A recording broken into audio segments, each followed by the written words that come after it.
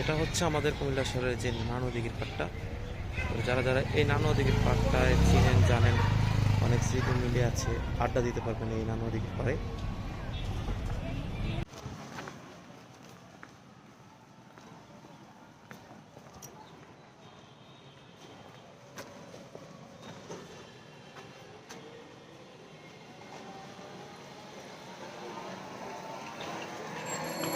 নানো দিঘির পাড়টা খুব সুন্দর একটা জায়গা, চলাচল আসতে পারে।